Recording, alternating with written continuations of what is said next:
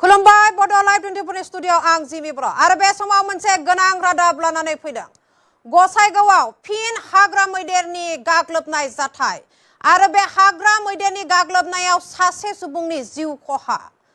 थाइसौगुरि गामिनि गामि गाहाय रत्नेश्वर बसुमतारीनि जिउ खहा। रायमना हाग्रामानिफ्राय ओंखारबोनाय हाग्रा मैदेरनि गाग्लोबनायाव सासे सुबुंनि रत्नेश्वर बसुमतारीनि जिउ खहा आरो फिन गसाइगावआव हाग्रा मैदेरनि गाग्लोबनाय जाथाय आरो बे समाव आबुङै फोरमायनो लादों।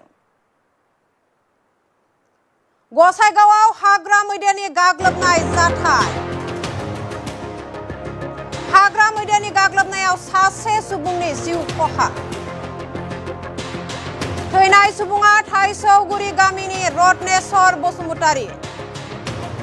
आरो सोरांसि समाव हाग्रा मैदेरा गाग्लोबनायाव थैनो गोनां जाबाय सुबुङा। हराव रायमना हाग्रामानिफ्राय ओंखारबोनाय मैदेरा गाग्लोबनायाव थैनायखौ बजबना लानांबाय गसाइगावनि रत्नेश्वर बसुमतारीया। हराव रायमना हाग्रामानिफ्राय ओंखारबोदोंमोन हाग्रा मैदेरा आरो बे गसाइगावआव हाग्रानि मैदेरनि गाग्लोबनायाव सासे बैसोगोरा सरकारिनि जिउ खहा, सरकारि गावबुरा सुबुंनि जिउ खहा आरो बे सोरांसि समाव जायो बे गाग्लोबनाय जाथाया। थांनाय हरनि 2 रिंगा 30 समाव जायो बे मैदेरनि गाग्लोबनाय जाथाया आरो जिउ गोमानाय सुबुंखौ थाइसौगुरि गामिनि थागिरि सासे सरकारि गामि गाहाय रत्नेश्वर बसुमतारी होननानै मिथिनाय जादों आरो बिथांनि बैसोआ 56 बोसोर बैसो। दिलीप ब्रह्मनि न'आव हरनि 2 रिंगा 30 थाइसौगुरि गामिनि दिलीप ब्रह्मनि न'आव फैनानै फोनो थाखाय खोथिया जोलै दोननायखौ जानाय समाव हाग्रानि मैदेरा जानाय समाव रायजो राजाजों लोगोसे ओनसोलनि सुबुंफोरजों लोगोसे बे गावबुरा बिथाङाबो हाग्रा मैदेरखौ होखारहरनो नाजानायावनो बे दुखुनांथाव जाथाया जादों होननानै फोरमायदों सुबुंफोरा।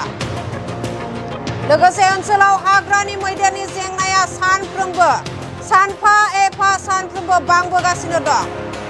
नाथाय रायमना नेशनेल पार्कनि एबा हायुङारि हाग्रामानि खाथि खालानि सुबुंफोरा रैखाथि गैयै जानाया बारानिफ्राय बारा जादों होननानै अजद खालामदों रायजो राजाफोरा। उन समाव पुलिस आरो हाग्रा बिफाना जाथायथिलियाव नुजाथिनानै गोथै देहाखौ बोखाङो आरो पस्टमर्टेम आनजादनि थाखाय क'क्राझारसिम दैथायहरो।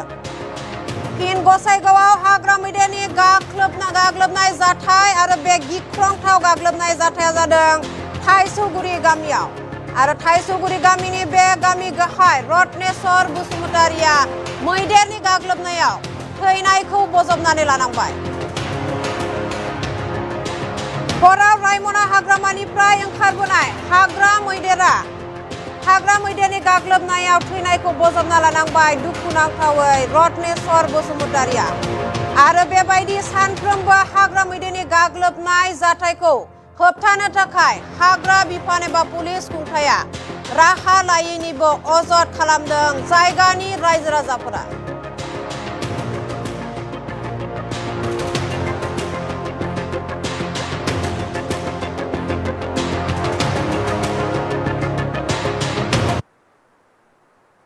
दं बे थाइसौगुरि गामिनि दिलीप ब्रह्म बिथांनि न'आव फोनो थाखाय खोथिया जोलै दोननायखौ हरनि 2 रिंगा 30 जाफैदोंमोन। दा बे जाफैनायाव खाथि खालानि रायजो राजाजों लोगोसे जोंहा सरकारि गावबुरा रत्नेश्वर बसुमतारीयाबो बे मैदेरखौ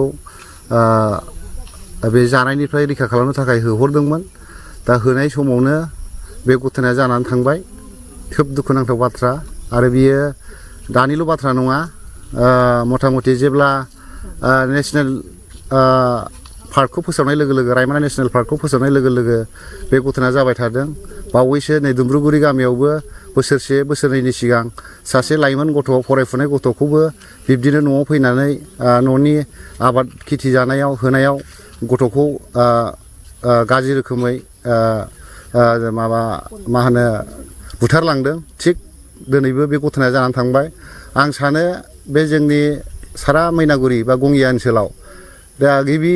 जों बे जायगायावनो जोनोम मोननाय बै समाव नेसनेल पार्क जायै समाव बेफोरबायदि घटनाया जाफेराखैमोन जों नुबोफेराखैमोन नाथायबा नेसनेल पार्क जानाय लोगो लोगो जिब जुनार बिफां लाइफांखौ होबथानायाव दिनै जोङो जोंनि जे सुबुं जिउमाखौ रैखा खालामनो जोङो जेबो खाबु मोना जाबाय खालि बिफां लाइफां जिब जुनारखौल' रैखा खालामनाय जायो दा बेखायनो आं बुंनो सानो जे जोंनि बिटिसि गभर्नमेन्ट आरो आसाम गभर्नमेन्टआ दा जोंखौ जे बिफां लाइफां जिब जुनारजों रैखा खालामनायजों लोगोसे जों सुबुं माहारिखौबो रैखा खालामनो थाखाय जथेस्थ' जोंनो जोंनि रैखाथिखौ जोंनो नांगौ माने बेजों लोगोसे जोङो आबाद खेथि मावनानैसो जों थांनानै थायो बे हिसाबै जों आबाद खेथि रैखाथि नांगौ जिउनि रैखाथि नांगौ बेनिखायनो आं आसाम गभर्नमेन्ट आरो बिटिसि गभर्नमेन्टखौ खावलायो बिथांमोनहा गोख्रों बे जोंनि नेसनेल पार्कआव जोंनो मा रोखोम सुबिदा हायो बे सुबिदाखौ इमिडियेट खालामनानै होनांगौ होननानै आं सानो फेन्सिंआ बुंनो थाङोब्ला ब्रह्मपुरनिफ्राय नैबे थाइसुगुरिसिमल' जादों बेनिफ्राय दोहोनगुरि एरिया फेन्सिं गैया बेनिखायनो बे हाग्रानि जिब जुनारफ्रा बे दोहोनगुरि एरियानिफ्राय बारबोनानै गोबां बे मैनागुरि ओनसोलाव हाबनानै बिदिनो खेथि आरो सुबुंनि सायाव हामला सोमजिबाय थायो रुंसारि जानाय बे रत्नेस्वर बसुमतारिया आंनि मिथिनायाव बिथांनि बैसोआ 52 बोसोर बैसोनिमोन बे समाव फरेस्टफ्रा फैयाखै जाहैबाय आंनि मिथिनायाव बिथांमोना जाथाय जाखांनायनि उनावसो फैयो आरो आङो जेब्लायबो आं मिथिनो मोनो आंबो बे ओनसोलनि सुबुं हिसाबै बिथांमोना जाथाय जानाय समाव सफैया जेब्ला जाथाया जाखाङो बिनि उनावसो सफैयो नाथाय जाथाय जाखांनायनि उनाव सफैनानै मा जानो जोंनि रैखाथियाथ' जाथाय जानायनि सिगां नांगौ आं बेखौ बिथांमोन फरेस्टखौबो आं खावलायो जे बिथांमोना जेब्ला हाग्रानि जिब जुनारा फैयो अब्ला बिथांमोनखौ जों खावलायहरो बिथांमोनहा थि समाव नुजाफैया आरो रैखाथि होफैया आरो बिथांमोनखौ खावलायो जे बिथांमोना जे समाव जों खबर होयो बे समावनो बिथांमोना थि समाव नुजाफैनानै रैखाथि होफैनांगौ अब्लासो जोङो रैखाखौ मोनगोन होननानै आं सानो आं बिथांमोनखौ बेखौनो खावलायो जे बिथांमोनहा दिनै नेसनेल पार्कखौ रैखाथि लुगैदोंब्ला बिथांमोना जथेस्थ' सान हर मोजां रोखोम डिउटिखौ गावबा गाव डिउटिखौ खालामनांगोन आरो जोंनि आबाद खेथिजों लोगोसे जोंनि जिउ रैखा मोननायनि थाखाय बिथांमोनहा जेब्लायबो बे हाबायाव नांथाबजों लोगोसे आं बेखौनो खावलायो दा बिथांमोनहा न'खराव रावबो गैया दा अनजालि बिसि थालांबाय आरो बेहा सासे फिसाला दङ बिहामजो सासे दङ दा बे थैनाय न'खरनो आङो बेखौनो खावलायो बिटिसि गभर्नमेन्ट जे फरेस्टनि EM बिथां फानिराम ब्रह्म बिथाङा जथेस्थ' बिथांनो दिनै सरकारि अनसुंथाइ होनांगोन बियो साख्रि नङाब्लाबो माबा मोनसे थांना थानायनि राहाखौ बिथांमोननो जथेस्थ' होथारनांगोन होननानै आं सानो थांनाय না মানে শিক্ষক মই এইটোৱেই জানিবলগীয়া কথা আজি ৰাতি অনুমান 2টা বজাত বনৰীয়া হাতী আহি দিলীপ ব্ৰহ্ম ঘৰত বিচনী ধানখন খোৱাত ওচৰত থকা চৰকাৰী গাঁওবুঢ়া ৰত্নেশ্বৰ বসুমতাৰী তেখেত লগ লাগি খেদি আহি গাঁওখনৰ গাঁৱৰ পৰা জংঘলত পঠাই দিবৰ কাৰণে বা খেদিবৰ কাৰণে আহিছিল তাৰপিছত খেদি যোৱাৰ পিছত সোনকালে আৰু মানে অকস্মাত আহি তাক প্ৰটেকশ্যন কৰি জংঘলৰ বনৰীয়া প্ৰটেকশ্যন কৰি মাৰি পেলালে সেইকাৰণে মই খুব খুজিছে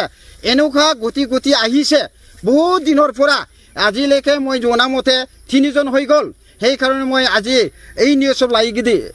লাইভ দি মই খুব খুজিছে যে আমাৰ বিটিসি সরকারের ফরেস্ট EM লগতে আমার EM রবিরাম নার্জারি তেখেত সকলে যেনে দুখীয়া যে ঘৰৰ যেনে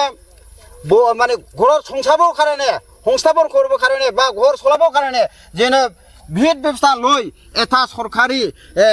যেন চাকৰি হওক বা যিকোনো ব্যৱস্থা কৰি দিয়ে তাৰ কাৰণে মই অনুৰোধ কৰিছোঁ আৰু লগতে আমাৰ এই পেঞ্চনখন সোলাৰ পেঞ্চনখন পাৱাৰফুল নহয় সেইকাৰণে ভাল পাৱাৰফুল আৰু লগতে ইয়াতে সাববিট কৰি পেলাই আৰু সোলাৰ এইটো দিবলৈ মই আজি অনুৰোধ কৰিলোঁ এইটো আগত একচুৱেলি বহুত দিনৰ মানে যেতিয়া আমি ইয়াত বসবাস কৰিছিল এই সময় হৈছিল তাৰপিছত আমি বসবাস কৰাৰ পিছত এইটো হ'ল মানে জংঘলত অলপ দূৰত গৈছিল মানে জংঘলৰ এনিমেলছবিলাক এতিয়া নেশ্যনেল পাৰ্ক হোৱাৰ কাৰণে আমি জংঘলত সোমাব নোৱাৰাৰ কাৰণে এতিয়া ওচৰত চাপি আহি গ'ল অহাৰ পিছত এতিয়া নেশ্যনেল পাৰ্ক হোৱাৰ কাৰণে মই এইখিনি ক'ব খুজিছোঁ যে নেশ্যনেল পাৰ্ক হোৱাৰ কাৰণে আমাৰ জীৱ জন্তু আমি এইটো আদৰি আৰু ইয়াত বচাব লাগে ইয়াত লগতে মানুহবিলাক বচাব লাগে সেইকাৰণে আমাৰ যি বৰ্ডাৰ এৰিয়া সেইকাৰণে আমাৰ ইয়াত যেনে চৰকাৰ তৰফৰ পৰা চাব লাগে